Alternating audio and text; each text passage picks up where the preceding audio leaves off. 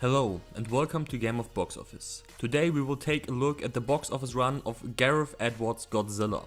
Let's start off with some statistics. Godzilla was released on May 16, 2014 in 3,952 cinemas and ran a total of 105 days until the last performance on August 28, 2014. The film was produced by Warner Bros. With a budget of $160 million and received an PG-13 rating. The film opened to $93.2 million and finished its run at $200.6 million in the USA and Canada. In addition, Godzilla made $328.4 million in the rest of the world, resulting in a combined total of $529.0 million worldwide.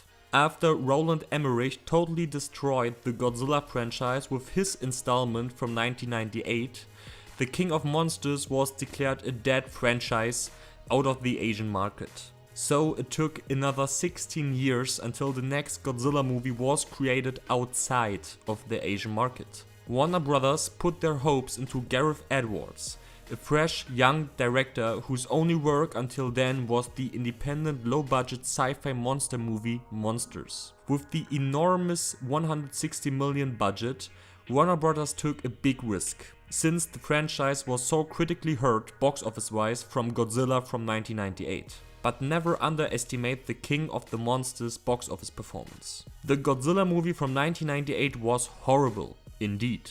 But even with that horrible quality, the film was still able to gross nearly 3 times its budget. So when you do everything right with the monster figure Godzilla, you probably have a financially successful movie in your hands. Unfortunately, Gareth Edwards' Godzilla had the dark shadow of Roland Emmerich's Godzilla as a predecessor and had to overcome those factors to become a hit. Luckily for Godzilla, the trailers which were released before the cinema start were all perfectly well made and pursued a lot of people to go to the cinema for this event movie. Another big pro point was the cast of Bryan Cranston, who was on his peak of popularity at this moment because of the Breaking Bad hype. So what did happen when the movie was finally released?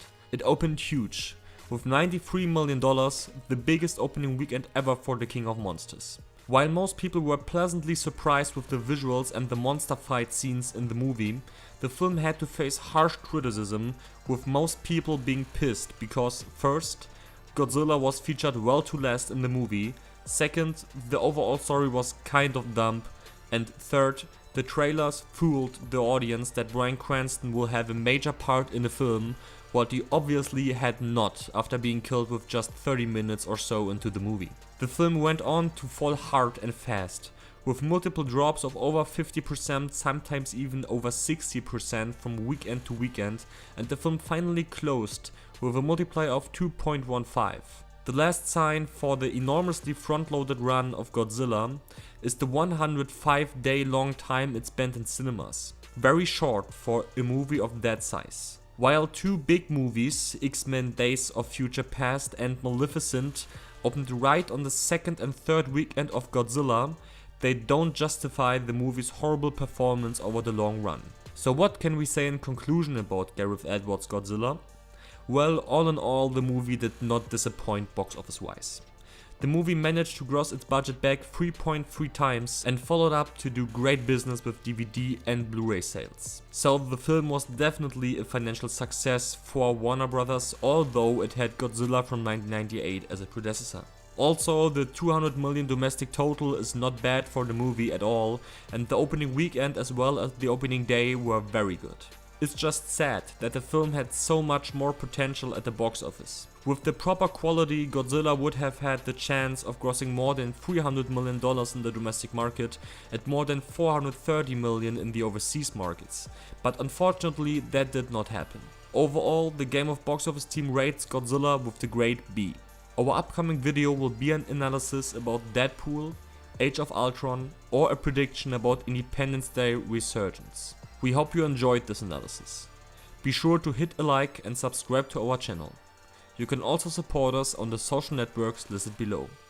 See you soon. Bye bye.